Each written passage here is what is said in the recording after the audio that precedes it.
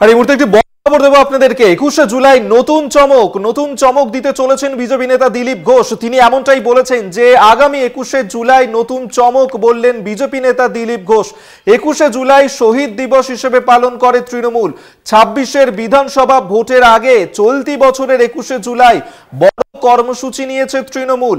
আর সেখানেই বেশ কিছুদিন ধরেই দিলীপ ঘোষের তৃণমূলে যোগদানের জল্পনা চলছে। ঠিক কি চমক দিতে পারেন তিনি, কি বলছেন দিলীপ ঘোষ, শুনবো। ফুল ফোটায় দিলীপ ঘোষ সব জায়গায়, যেখানে ফুল ছিল না এই জঙ্গল মহলেও ফুল ফুটিয়েছে। তো সিঙ্গেল ফুলই সবসময় ফোটায়।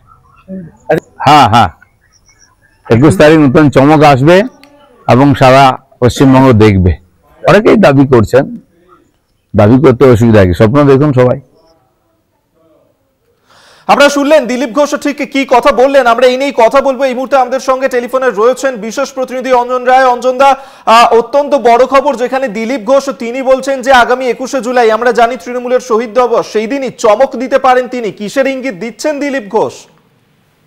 দেখো, সেটা দিলীপ ঘোষই ভালো বলতে পারবে। তিনি সাংবাদিকরা গেলে তিনি কখনো বলছেন যে তৃণমূলে যাব না বা বিজেপি ছাড়ছি না, যে দলে আছি সে দলেই থাকবো। কখনো আবার তিনি বলছেন যে 21শে জুলাই তিনি চমক দিতে পারেন।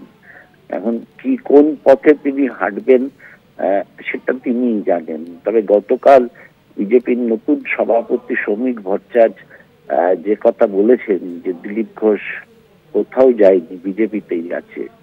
বিজেপি যখন প্রয়োজন পড়বে ঠিক দিলীপ ঘোষকে কাজে লাগাবে। তিনি এখন নির্দিষ্ট কিছু কাজ করছেন, এরপরই তাকে আপনারা দেখতে পারবেন। এটা হচ্ছে শ্রমিক ঘোষের বক্তব্য, নতুন সভাপতি। ফলে জল্পনা একটা হয়েছে দিলীপ ঘোষকে নিয়ে, কিন্তু সেই জল্পনায় বিজেপির নেতৃত্ব, নতুন নেতৃত্ব যারা তৈরি হচ্ছেন বা এখনো পর্যন্ত হয়েছেন, তারা কিন্তু খুব আশাবাদী যে দিলীপ ঘোষ বিজেপিতেই থাকবেন।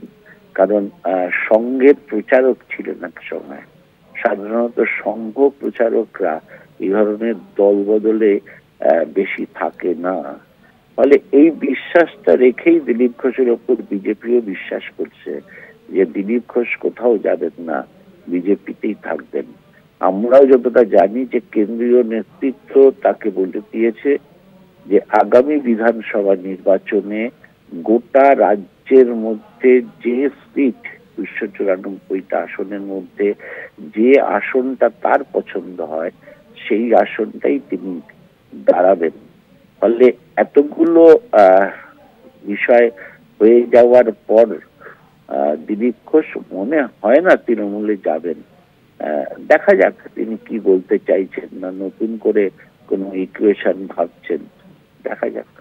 কিন্তু অঞ্জনদা, আমরা দেখেছিলাম যে 24-এর লোকসভা নির্বাচনের সময় থেকেই দলের সঙ্গে কোথাও গিয়ে দূরত্ব বেড়েছিল দিলীপ ঘোষের, এবং একাধিক যে বৈঠকও হয়েছে সেই সমস্ত বৈঠকেও দিলীপ ঘোষকে সেইভাবে উপস্থিত থাকতে দেখা যায়নি, দূরেই থেকেছেন সেই সমস্ত বৈঠক থেকে।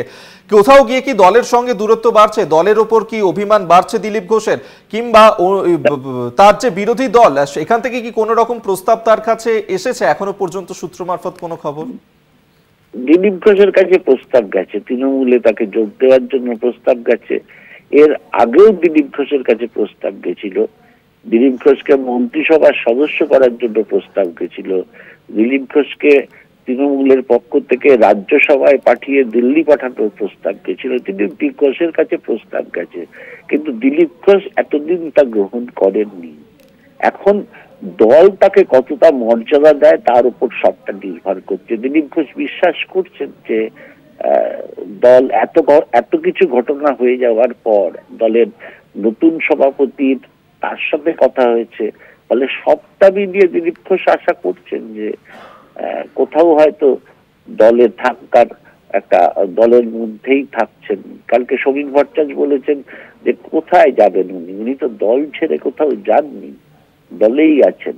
ফলে সবটা মিলিয়ে বিজেপি কর্মীদের আশা দিলীপ ঘোষ কোথাও যাবেন না।